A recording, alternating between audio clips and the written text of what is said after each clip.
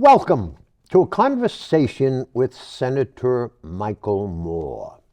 Senator Moore is our state senator representing the 2nd Worcester District, which consists of Shrewsbury at the top of the list and a whole bunch of other towns. Oh, you're not going to go for it? I'm not going to go for Okay. it. No. Right. Every time I do, I mess it up. Okay. And every time I do it, the legislature then gives you different ones.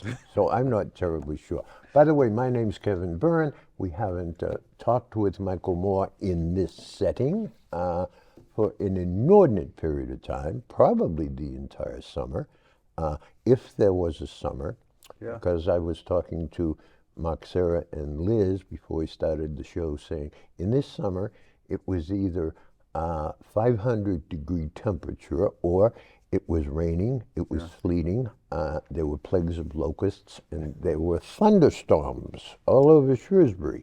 So But that's the summer. But thank God the thunderstorms were never as bad as what Leominster just Oh experienced. my God, Lemon. So we're doing this program, I don't know the date, but it's early. Since I retired, I 12th, don't remember September what date. 12th. All right, so September 12th, okay, where we got here in beautiful downtown Shrewsbury, we got an awful lot of rain yesterday. Even came in through one of our skylights. There was that much of it.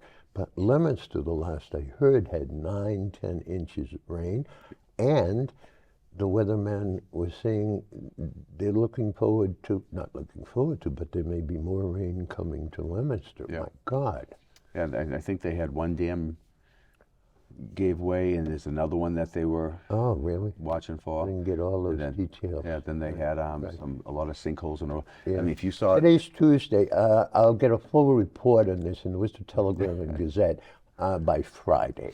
Okay? If you watch- when they'll send a reporter up there to find out what happened. if you watch Spectrum News, they actually, Route 2, where it has Yes. Route 12 go near the State Police Barracks? Yep. You could see where cars were actually totally submerged. Yeah. Amazing. Yeah, it Absolutely. really is. I mean, the weather concepts are crazy. I Yeah. mean, from outrageous heat all over the country, including here, but I mean, we never hit the 120 degree era, but it's been a strange summer. But despite that, Virginia and I had a delightful time. We got through the whole thing. We spent a lot of time down at the Cape at our nice. at our house in the Cape. Not our house at the Cape, Virginia's house at the Cape. Yep. It's her house. It's her home, Right. and you're a guest in her That's home. where she comes. It's funny. Obviously, it's the second house. And Yep. Virginia was teaching school, and Notre Dame Academy got out on Memorial Day weekend, and that was the end of it. So Virginia would pack up her little bag, take her little dog, and go down to South Dennis and spend the summer. And I was allowed to come down on weekends where I never stayed. And I used to do it either. We used to close up on Fridays during the summer because the courts weren't doing a whole lot of stuff. And I would go down, either early Friday morning or Thursday night or something, and then I got to come home. Not on Sunday. You don't leave the Cape on Sunday to drive anywhere near the Sagamore Bridge. So I would come up on Monday morning. So that was our deal for the entire summer for a whole bunch of years. And now we're both retired. So here we are. We're both down there. And now she lets you down there 7 days a week. She lets me come down on a regular basis, okay? But she makes clear that whatever needs to be done down there, she will take care of it. Oh, that's good. Which is perfectly fine. She has a great line. It's we've been married for a very, very long time, and people would say, "What's the what do you recommend, or why is it that you guys have been married happily for such a long period of time?" And she says, "Well, the answer to it, to have a happy marriage, is to have a house that has 2 bathrooms and 2 televisions, preferably both of them in different parts of the house." Okay, that's your answer. 2 bathrooms, 2 televisions. And the separation keeps you together. And that's exactly it. I like the separate bathroom parts. That's pretty good. Okay. It's so funny because when the kids come home and then we're down the Cape, and so we get a whole crowd of people anyway. And, the bathrooms are loaded with so much equipment that everybody brings all of their particular cosmetics, and my children were never taught by their mother to pick things up off of floors, apparently, because everything is always on floors. But that's the joy of having kids. All right, but it was just fine. How was your summer? Oh, it was good, very good. You hang around? Hung around. We had it was actually a busy summer. I gather you're everywhere. To try to be. I did get a chance to get away for 8 days. I went out to Indianapolis for 2 conferences, and one dealing with what's called the National Caucus of Environmental Legislators. Good. So it's a full range of climate change issues, biodiversity issues for 3 days. And then I literally went from one hotel to the next hotel, which was then the National Conference of State Legislators. Gotcha. And I attended a couple, and actually one of them was probably one of the best forums I've attended when I've gone to these events. Right. It was it was protecting kids from social media. Oh God! So please God, do that. yeah. So but there were 2 forums that were the 3 days I was there. I went to several others, but there were 2 that were very interesting, dealing with artificial intelligence and social Great. media. Where was that? That was right in Indianapolis also. Indianapolis. Yeah, so they're Never both. been to Indianapolis. Neither have I, and it was literally that's why it was It's in Minnesota, isn't it? Where's the state? Indiana. In Indianapolis. Yeah, you had me think. I'm like, wait a minute. Well, as Virginia says, sorry for those who disagree, those are the flyover states. Oh. That's where you go from the East Coast to the West Coast, and you fly over all those states. And you just look down. And they're also vowel states. They always end in a vowel. Iowa, Indiana, Minnesota. Okay, they're all vowel states. Virginia calls them vowel states. You don't want to know what she calls Florida, but that's. I never realized that before. Yeah. Vowel states, right? There you are. So, good summer. Yeah. Very good summer. Everybody's healthy, and Yeah. you are on the road all over the place. As I've said to everybody 1,000 times, I am a Facebook peeper. Okay, I'll stick something in every now and then to keep my Facebook page, I guess, or something like that. But basically, you're all over it, for Pete's sake. Yeah, I try to be. I try to stay out there. Try and stay in contact with everyone. You were doing a whole lot of stuff, and you're moving around. Yeah. So actually today, we started the day off at in Shrewsbury at the police station, the dedication of the new police station. Yeah. Right. So congratulations to the police and the Right. people of Shrewsbury. Right. And then from there, I virtually testified at a couple hearings. In Boston. Well, no, I did it at the Shrewsbury. I went to the Shrewsbury Senior Center, and I did it virtually through the computer. Oh, okay. And because I had then I had an ice cream social at the Senior Center today. You and your ice cream socials. Then I had to race into Boston and actually testify at a hearing. I was just going to say, you did wind up in Yes. in Boston, as In we Boston, yeah. Bostonians call it. It's not Boston, it's Boston. Yep. Okay. Just like I've said this before. It's not South Boston, it's South Boston. One word, South Boston, really. All right. Okay. Hey, lots of things going on. Excuse me. Your communications guy, Yes. I have got to meet. Okay. I have never met him. I've never even seen a picture of him. Okay. Oh, really? No, never. Okay. I mean, we've always. I mean, we've living in an email world, for Pete's sake. Yeah. And I think I finally got it. It's Alex Mutafian. Alex, I'm sorry I did it again, but I promised you that you're going to get on-air recognition for all of the materials you have been sending me in advance of our programs. And today, I got the other stuff a few days ago. I got a sorry, I wanted to add this stuff to what you had done. But when I printed it, it still came out to 8 pages, Alex. Well, I told Alex, I said, Alex, he wanted to know the topics we were going to discuss, talk about. I said, look, we only get the half of it anyways. So you can, Well, when we were doing the budget, okay, I Yes. would get as he should have. He gave me everything that was in the budget, which was what, $45 billion, or 50, whatever, 6 billion, I think whatever it is, yeah. was, and I had pages of everything that was in there, and I said, so I would go through them and try and pick out things that that affected either me or the community of Shrewsbury. No, the community of Shrewsbury. Everything that was like that. Okay, right at the moment, getting down to some kind of business here. Okay, we are having, from everything I read in newspapers and everything that I watch on television and everything I'm hearing every place else, there is a housing crisis in the Commonwealth of Massachusetts. yes. Fair statement? Yep. Okay, all right. One of the figures that I had seen is that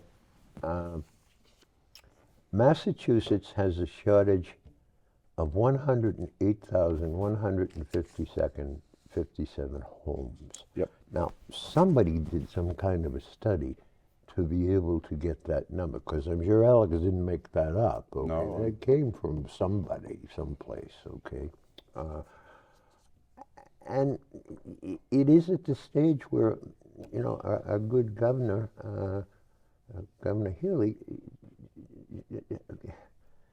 her eyes have got to be crossed on this, because there doesn't seem to be an answer to this. I mean, there are migrants that are coming in. There are homeless people that we have here already. Yep. Okay, and there's no place. There are no facilities. We have a right to a home law. Yeah, right to shelter law. Right Yeah. to shelter law. Okay, and here we are. Yeah. So they had last week. They had two meetings. And she declared an emergency. Yes. Yep. I don't know what that means, but apparently that means something important. So basically she met with the Senate and then the House different days, answered a bunch of questions, what's going on. Yeah. So one thing is that we can expect to receive, if the pace stays the way it is, continue to expect to see like 1,000 new families a month. Wow. And like you're saying, we have a housing crisis in Massachusetts. It's now been compounded by this, Right. and they're all factors out of our control. Right. So we've got to deal with it as they come. They're getting 30 to 40 families a night coming into Logan Airport, and literally, The stats that Alex was able to put together is Massachusetts is spending $45 million per month on programs to help people eligible for And one thing emergency assistance. One thing we should clarify on this: Yeah. these are legal immigrants that are here. Yes. They're not. Well, there's a perception out there that They're all illegals. These are people that have qualified for asylum. right. So they are not here illegally. Right. They have come in through other means in Massachusetts, so they are flying here. Sure. And now, because we have the right to shelter law, which was passed in 1983, Yeah. we have an obligation to find them shelter. It's amazing. So- and they're using hotels. They're using motels. And Massachusetts, by the way, is the only state in the country that has this law. This is the same law that the city of New York has. So the city has if you want to call it a local ordinance or a local law. Sure. And this is what the governor and the mayor of New York has been complaining about with the federal government, that they need assistance. Right. And I can't remember, I think there's two other cities, I can't remember which ones they were, Right. that have this. So we got to try to deal with this by declaring a state of emergency. It allows us hopefully to get more federal funds. Okay. To ask for more federal dough. Now, everybody's saying it's Biden's fault. Okay, because those people who want anything that happens. Okay, if it rains on Tuesday, it's Biden's fault that it rained. Okay, I guess us on the other side used to say, everything that happened back in Trump's place was always Trump's fault. Yep. But that was true. Most of it wasn't. This is going to require congressional money that's got to be appropriated, correct? So this is a legislative issue, Yeah. as well as Biden. And even as far as people dealing with homelessness, Yeah. when they've gotten shelter, if you deal with some of the housing entities, Yeah. usually they say if you can get someone back to work within Yes. within 6 weeks, That's a good issue. you can get them out of housing. Yeah. The problem now is that we have, and the governor has been asking the administration, the president, Yes. the administration to waive the work visa law, Right. so that they can get people together sooner. Right. Which basically work. says they can't be employed, I guess. Right. I think it's for 12 months. So And these are people who, aren't necessarily uneducated. No, you dumb could- people. you could there have- could be a lot of smart, intelligent people, in blue collar, but sometimes white collar people, and they can't work. they can't work, and we actually have a shortage of workers. So there are We know employment that. opportunities out there. Yeah. But part of the problem is, and you had talked about this before.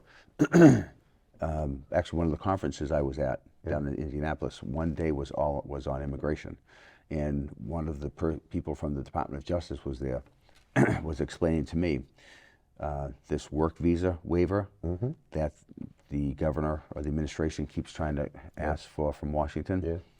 It's not a regulation. It's actually federal law. Law. So to waive it, you need Congress to actually my pass a law. So, and we all know that, seeing how Congress is regarding immigration, you're not going to get anything through. And now the other problem is that, look, we are spending $45 million. If $20 million of that is if $20 million of that is on the migrant issue, the federal government should be helping Massachusetts. I don't think the burden should fall on strictly the residents of Massachusetts. If this is a national or international immigration issue, the federal government should be helping us. Right. So, I guess that's the problem. When you ask the administration, the governor's office, how long is this going to continue? Right. They can't answer. Children's Rub. And because they're coming in from right. So right up the now hill. they're coming in from they're predominantly coming in from Haiti and Venezuela. And you've got governments and economies that have collapsed. Venezuela, it was so popular on the news for a whole period of time. Yeah. But there's still, it's a country that's bankrupt, completely bankrupt. Apparently, people are starving. I guess. Yeah. And if you go to Haiti, the government's collapsing, the gangs are running things. So people are leaving for their lives, and they protect their kids, family. So this is what we're dealing with. So we got to, hopefully we can get some federal action and get some federal assistance here, because we are stretched thin. As we said, the National Guard has been activated. Yeah. So I saw that she's got 250 National Guard so I people think who are going to work, hopefully, in the places that don't have services available to them, where they're being put up. So SMOC and like Central Mass Housing, those types of agencies that provide the staff, they can't cover it they all. can't cover it all. So now, and based on the conversation I had the other day, tomorrow, Wednesday, I believe, is the day that so when they announce the National Guard being activated, it takes 2 weeks. So I think tomorrow is the day that they're actually supposed to move out and start working at these locations. So hopefully we'll have better staffing to take care of some of these people. So it'll get them into services. The one thing that was of concern to a lot of communities is this got dropped on a lot of communities. I mean, the right to shelter law, the emergency aspect of it, and saying, okay, these people have got to be sheltered. And the first one I heard were the folks in Quincy who were basically saying, we got a call from somebody saying, there are 100 I'm picking a number, Yeah. there are 40 or 50 families who are coming to stay at this hotel, motel facility in Quincy, boom, without any prior knowledge or anything being set up in advance to saying to Quincy, I'm picking Quincy, this has happened in an awful lot of Yeah. communities, saying, hey, where are they going to go to school? Where with this facility, have you checked it out? And there were talk that some of them are motels that have legally closed or have been closed for violations and all that sort of stuff. So It kind of happened very quickly, I assume. It's the people in the governor's office or whoever does it saying, we got to get these people someplace there, go there. And with not enough prep, perhaps in advance. look, Ready the communities for this. we can go back and we can look at previous administrations Sure. and how they fix things, or they supposedly they fix things. Only, look, this as we talked about, this was thrown on this administration, Right.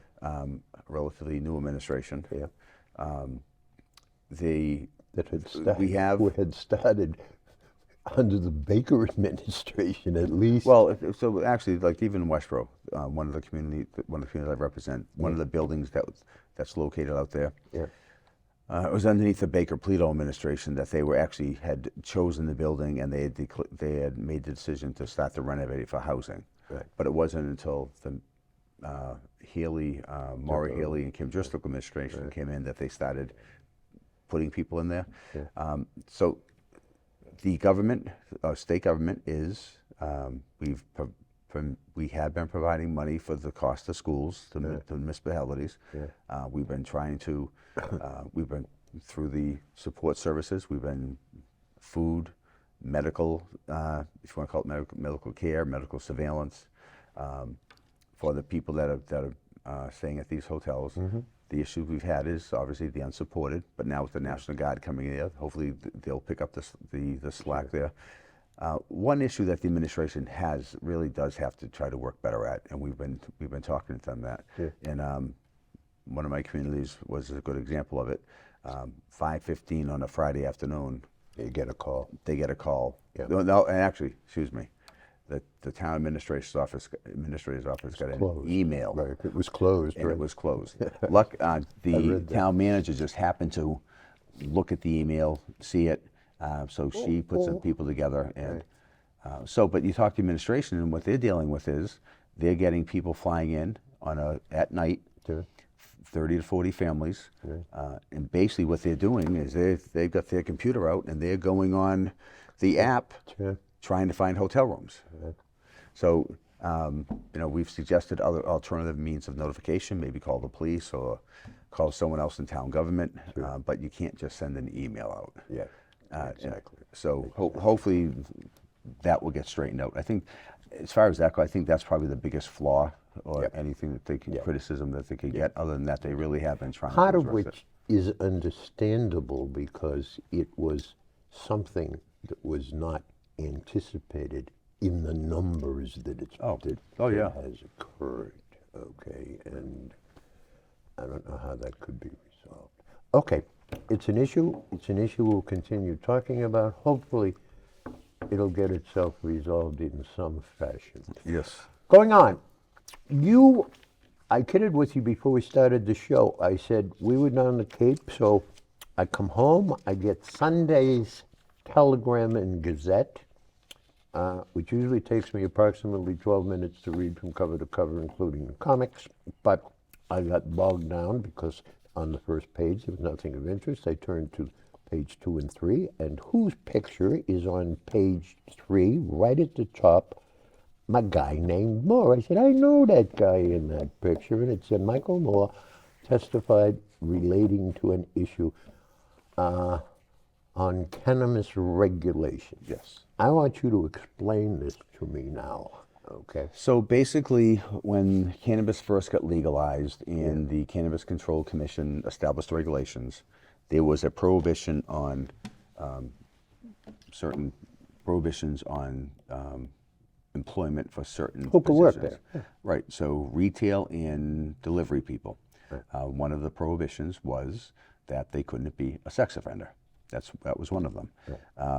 The legislature last year, when we did the cannabis control reform, based on a recommendation from one of the commissioners, they took out of statute the list of. This isn't a regulation. This is a law. This was law. Law. So they law was changed. So rather than naming 5 or 10 or 20 different offenses, we changed it where it read that you could not have a conviction for selling a controlled substance, including marijuana, to a minor, or an offense that would endanger the public's health, safety, and welfare. So this left broad. That is a tad broad. Yes, Right. but the problem now is that they have certain commissioners, or there's a certain philosophy where they're looking at this and saying the only conviction we can utilize to stop someone from holding one of these positions as retail, that means working in the store, or a delivery person who's going to deliver the food, to deliver the product to your house, is the conviction on the distribution to a minor. So my testimony dealt with, well, okay, if that's the case, then what does that second phrase mean? About protecting the public's health, safety, and welfare. If you can't look at other convictions, it was supposed to give more options of flexibility. Sure.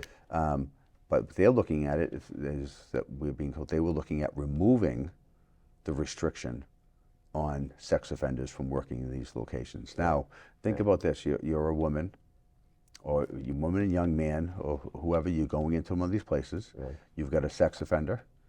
Could be a level 2 or 3 or even a 1. When we say a sex offender, this is above and beyond the fact that if somebody is accused of committing a someone who's been convicted. A sexual offense, Yeah.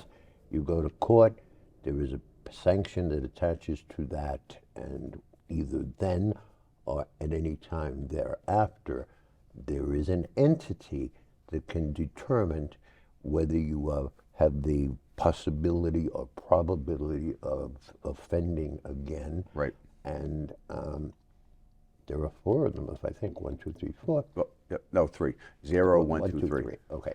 1, 2, 3. Okay. And with that, there are restrictions as to what you can do with reference to that. Yes. Unfortunately, here we go again, and Liz tells me we are out of time. We're going to do this again quickly. Yeah. Okay? Folks, thank you for joining us. We'll see you very soon and very quickly. Have a good day.